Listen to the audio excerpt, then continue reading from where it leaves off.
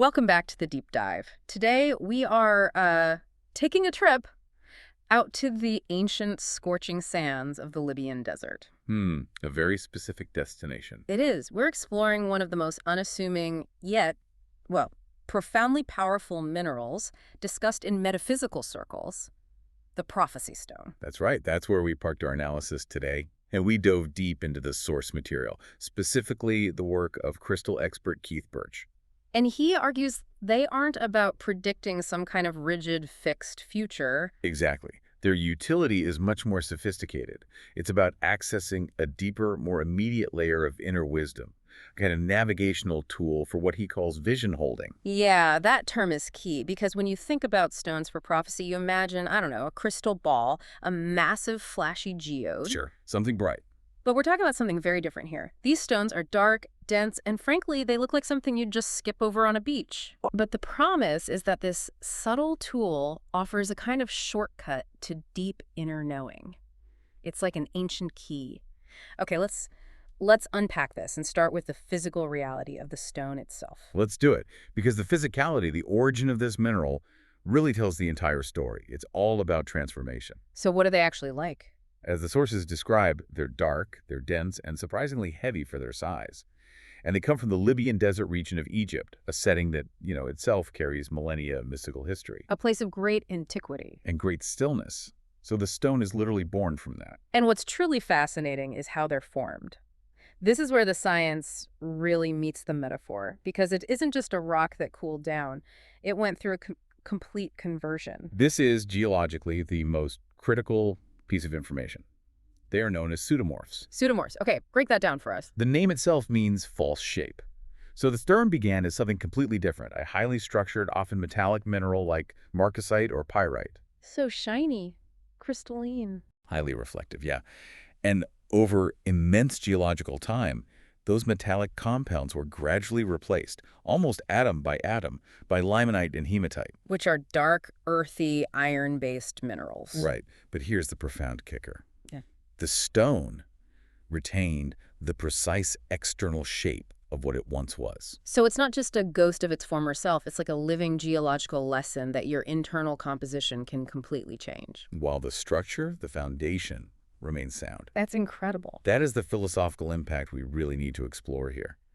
That physical journey from a shiny, light-reflecting core, the pyrite, to this dense, dark, grounded composition. Well, it's the perfect reflection of the inner alchemy they're said to inspire. You change completely on the inside. Completely. You become more grounded, more dense, while keeping the outward form of your existing life. It's change without collapse. It shows that the deepest transformation is often internal, invisible. That connection is just, it's so compelling. It tells you immediately why desert sages would have valued something that looks so ordinary. Okay, so let's pivot to their primary metaphysical claim.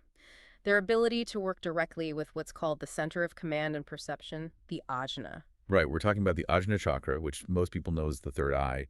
And Birch's work really emphasizes that prophecy stones resonate perfectly with this energy center. They bring a kind of quiet focus to it. Before we go further, what does that term ajna actually mean in Sanskrit?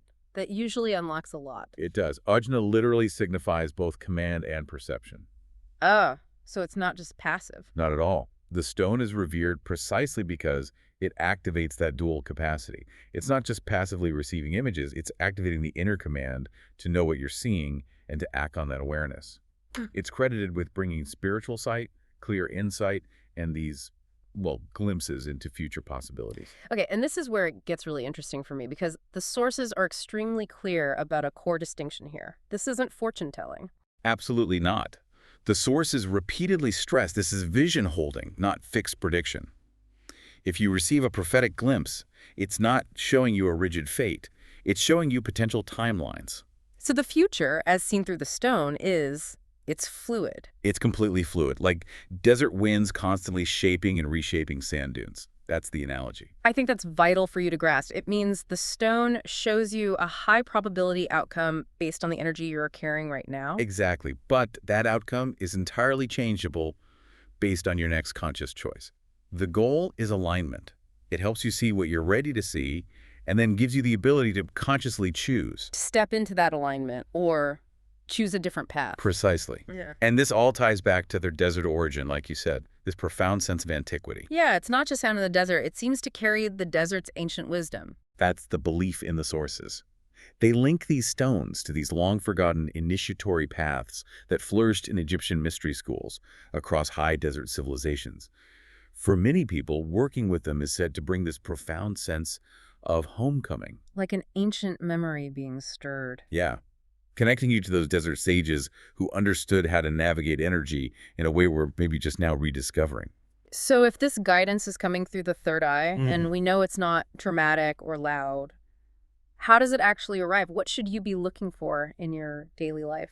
You're listening for the whispers, not the loud declarations. The sources all emphasize that prophecy stone insight is quiet. It's efficient. Okay. The guidance often comes as spontaneous images, sudden sensations, what some call intuitive downloads, or just a quick feeling of sudden knowing that seems to bypass your logical mind. And dreams. Or absolutely. Many people report that their dreams deepen, become significantly more vivid, and carry really specific messages or symbolism. That still sounds very abstract, though, especially for someone who's, bombarded by the noise of modern life. How do I capture those fleeting moments before they just vanish? This is where we shift from theory to practice. The clear suggestion for anyone exploring this is to keep a symbol journal. A symbol journal? Okay, so not a diary. No, it's a dedicated place to track the language of your intuition, which is often non-linear and symbolic. And what goes in it? You're honoring that subtle language. You note down all the small, seemingly random impressions, a hunch that paid off, moments of synchronicity, repeating numbers like 11.11 or a specific animal that keeps appearing. Even song lyrics? Persistent song lyrics, sure. And crucially, you track decisions that just felt right at the time but had no logical proof. I decided to turn left for no reason, and I ran into someone important. Right. So the journal helps you build a thread line for your own internal voice. It proves its reliability to you over time. That's it. It moves intuition from being a random event to being a trainable muscle that you can actually track. That's fantastic. Now, for someone just starting out, how simple is the initial interaction with the stone itself? Is there a big ritual? Not at all. The practice is incredibly simple. It's defined as sitting with the stone. You just hold it, maybe place it on your brow or in your non-dominant hand, and set a quiet intention to build a relationship with it. And that's it? That's it. The core instruction is to notice the stillness, the weight, the temperature, the sense of its presence, without trying to make anything happen. This is about attunement, not force. The prophecy stone is a companion, not a magic 8-ball. You can't force vision, you can only invite it. That makes perfect sense. But when you're actively opening that perception center, the third eye, there's always a risk of becoming ungrounded. Scattered. Yeah, what people call spacey. That is the absolute critical safety warning the sources emphasize. Ungrounded third eye work is, well, it's like putting a massive antenna on a flimsy foundation. So you just get static. You get confusion, scattered impressions, emotional drainage. You're absorbing too much without a clear filter. If you go too high, too fast, you lose your balance. So if the prophecy stone helps you reach for the stars, you need grounding stones to keep your feet firmly on the earth. Exactly. And grounding isn't about shutting down the visionary channel. It's about anchoring it so the insight can be integrated into your body, into your actual daily life. If insight isn't practical, it's just a fleeting fantasy. So what are the recommended allies? The sources mention specific pairings. They do, and each one has a distinct function. First, we have smoky quartz. This is an absolute necessity. It provides a gentle steadiness. It acts as a phenomenal energetic filter. So it cleans up the signal while anchoring you. Precisely. It grounds the visionary channel and clears out any psychic debris. Next is hematite. This stone is dense, metallic, magnetic. It's perfect for anchoring you back into your body immediately if you feel floaty. It gives you that quick clarity. Yes. It says come back to your form.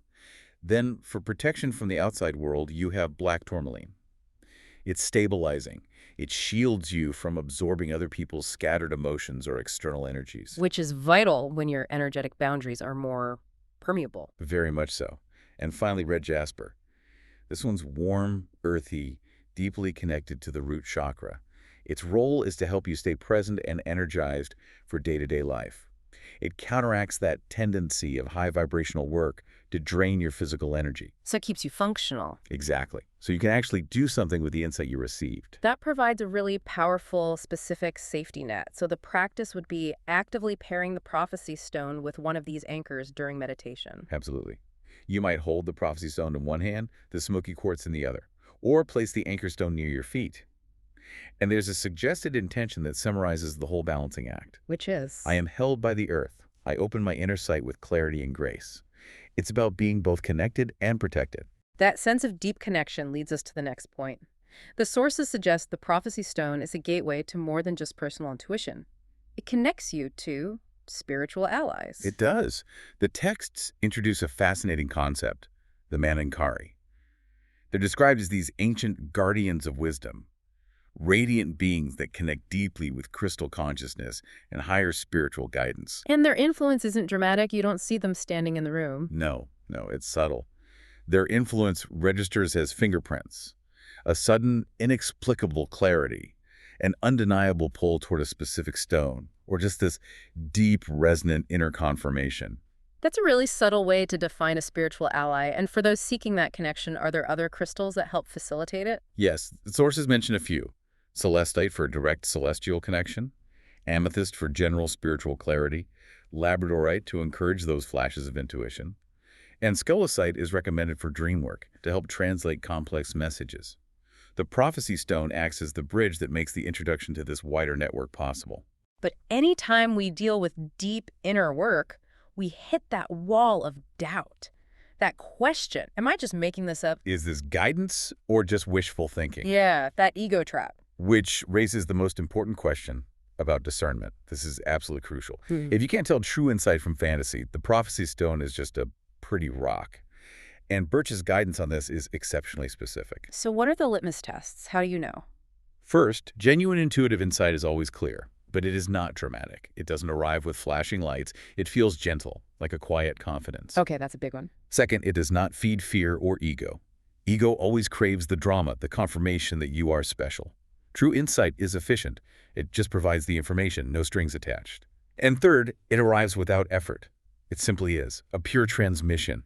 If you find yourself straining to get a message, or if it makes you feel superior or anxious, step back. That's noise, not signal. I think that distinction, that genuine insight is gentle and undramatic, is maybe the most vital takeaway of this whole deep dive.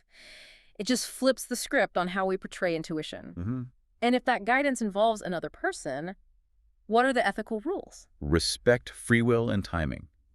Above all else, if you feel called to share an insight, the guidance is to use humble, soft, non-attached language. So you're not a commander, you're an offering. Exactly. You frame it with things like, this may or may not resonate, or I got a quiet impression about this, feel free to ignore it. You have to maintain integrity and respect for their own journey. So as we wrap up, what's the final takeaway here? If you look back at the stone's own journey, the pseudomorph, it is a lesson in internal transformation. And that's the point. These stones support the unfolding of inner knowledge. They act as a companion to remind you that the wisdom you seek isn't outside of you. It's already there, just waiting for you to build a conscious relationship with it. So the journey with this ancient stone is really a metaphor for turning inward and learning to trust the subtle language of the soul over all the outer noise. That shift in valuation, from the loud external command to the quiet internal perception, is the profound promise of the prophecy stone. And finally, a thought for you to consider as you finish this deep dive. The sources emphasize that prophecy is perception, not prediction. That the future is fluid with multiple timelines. So if you receive a prophetic glimpse, this is not fate, it's just a potential path that you're currently on. This raises an important question. What choices are you making right now? Even the subtle, seemingly insignificant ones you've been noting in your symbol journal that are actively moving you toward the future you've glimpsed, this quiet power of co-creation. That is the true gift of the prophecy stone.